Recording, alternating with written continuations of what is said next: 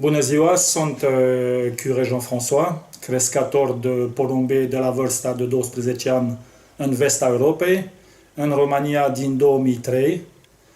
Activez ca membru corbofil Asociația Județul Nedoara și ca referință corbofil sunt unic campion olimpic a României până în ziua de astăzi. Să sperăm că o să apar alții în scurt timp.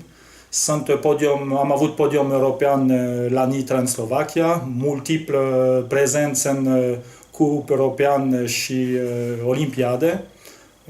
Nu știu cât porumbei au fost în lotul, la câțiva zeci. Pe lângă rezultatele astea mai reprezentativ, am în jur de 130 de podium în campionatele naționale. La nivel de provincii, de județ, sunt în ordine de 1000. Ce să vă mai spun despre referență corbofil? Am activat și am zburat tot așa în campionate din vest Europei, unde iar acolo am niște rezultate de vârf. Cel mai recent a fost anul trecut, în 2020. Acolo am format un tandem în Belgia cu un prieten, Peter Alemeș. Și anul trecut, pentru primul an de competiție la Pui, la etapele naționale, la categoria fond Pui, am ieșit campion în zona respectivă contra specialiste la categoria Pui. Adică un rezultat foarte bun, cu porumbei crescut aici la Simeria și dus în crescătorie din Belgia.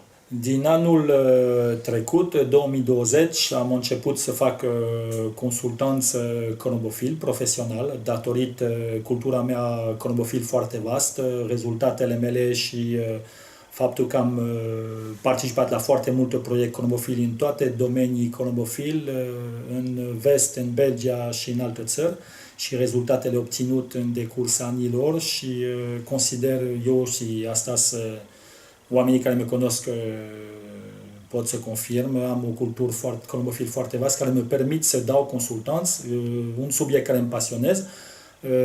În ziua de astăzi fac consultanți corbofil profesional. În ce privește logistic, instalația corbofil și șeptel la porumbeilor, adică număr de porumbei, în zona unde sunt așezat, aici în România, fiind o zonă muntoasă între Apuseni și Carpați, avem o rată de pierdere de porumbei extraordinar de mare datorită relief și s-au mai adăugat în ultimii ani și repitori care s-au tot mulțit. Dețin un număr de porumbei destul de reprezentativ, că să rămân la sfârșit de sezon un lot care permite să pot să particip în anul următor. Adică pierderile sunt extraordinar de mare în zona noastră. În general, cresc în jur de 200 de pui în fiecare an.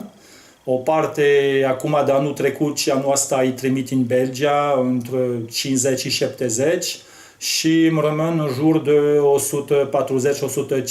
140-150 de pui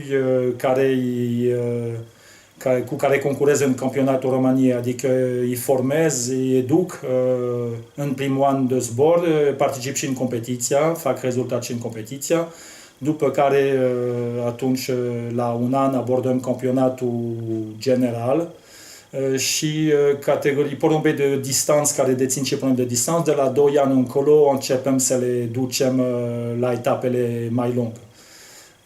Eu concurez la toate categorii, nu am o categorie favorit, îmi place toate categorii, la pui, la matur, la tineret și categorii de distanță de la viteză până la maraton.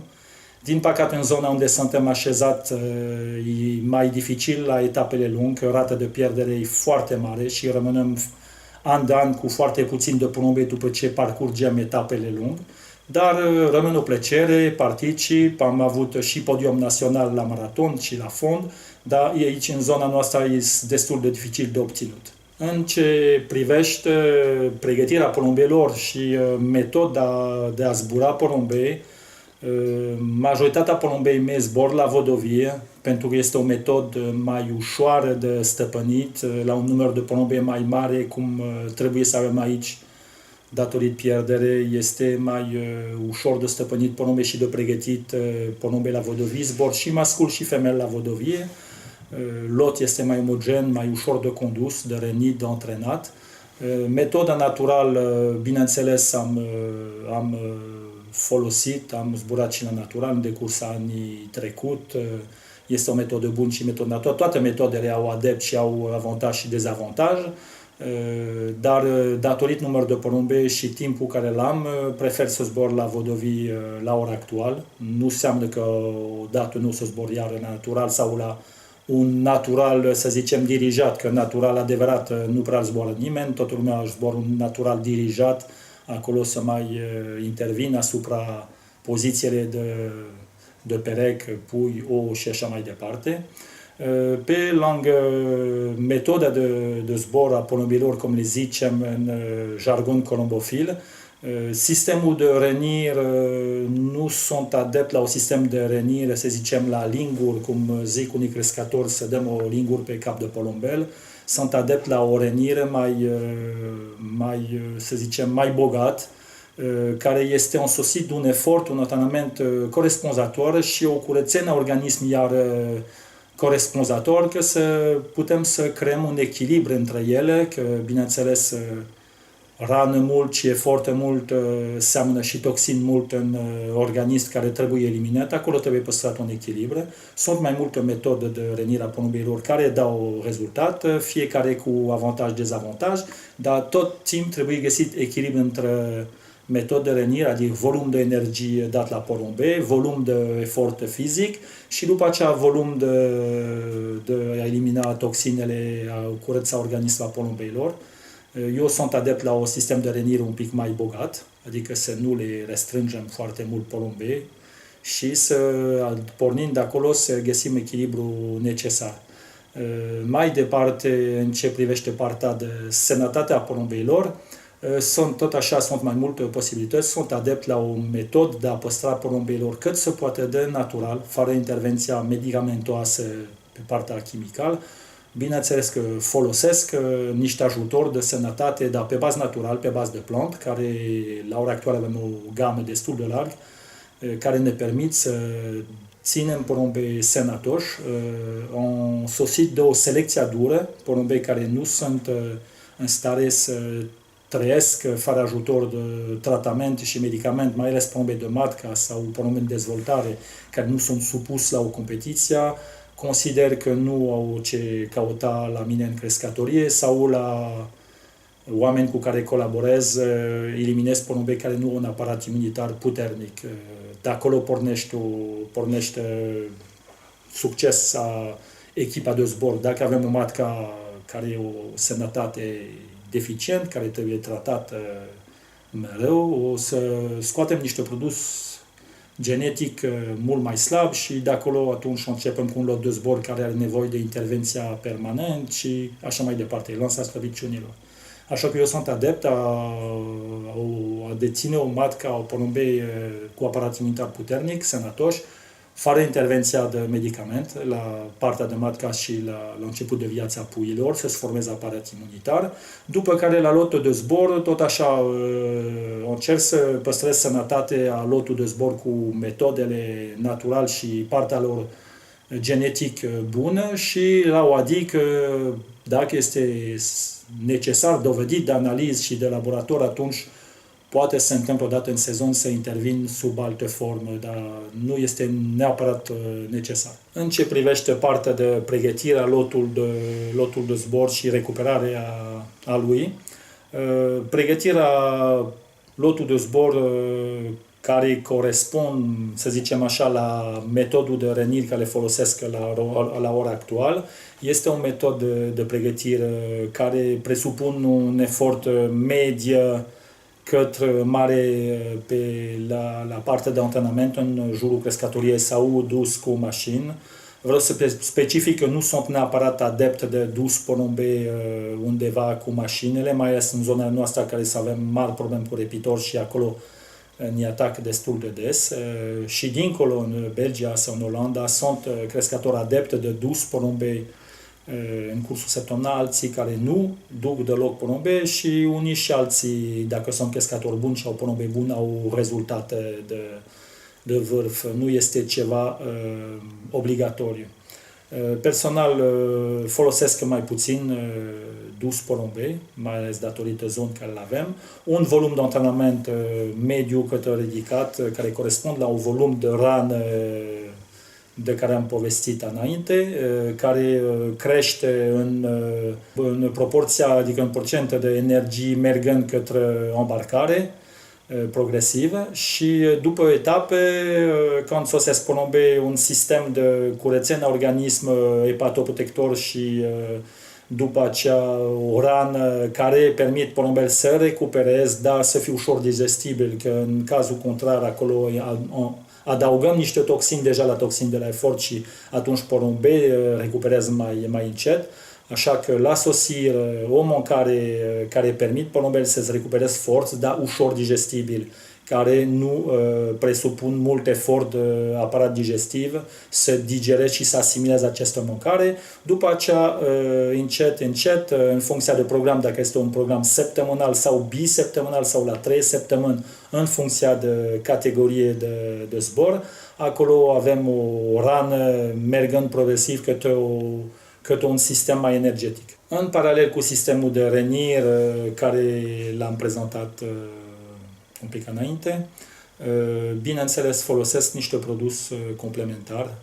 Cred că la ora actuală toate metode de pregătire au în paralel amestec de seminți și niște produs complementar. Folosesc multe produs complementari pe bază naturală, gen drojdie de bere, gen electroliți, care acolo permit organismului să recupereze mai repede, proteini ușor asimilabil, nu o să dau niciun nume de produs sau de fabricant pentru că nu contează cine le fabric sau cum se cheamă. Important este substanță să fie de calitate, care le folosiți. Dacă este o drojdie de bere bun, este bun. Făcut de unul altul, că are o denumire mai resonator sau nu, nu are importanță acolo.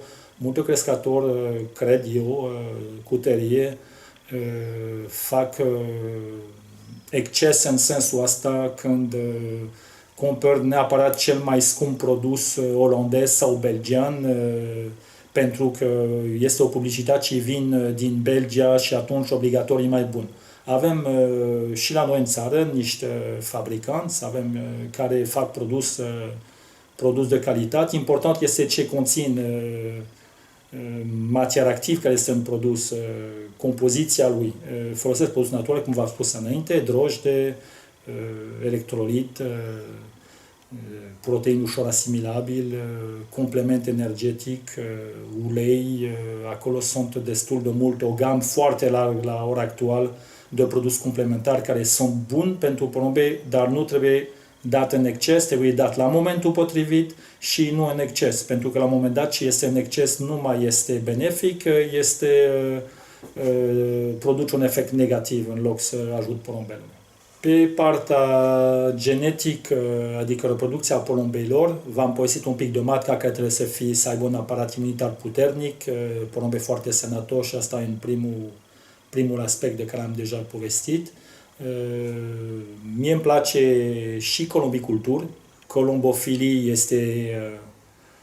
este, să zicem, activitatea de a folosi porumbei în competiția și columbiculturi, de a reproduce porumbei pe partea genetic, pe partea de ameliorare a rasei și a produce niște linii de porumbei tot mai performant, tot mai bun.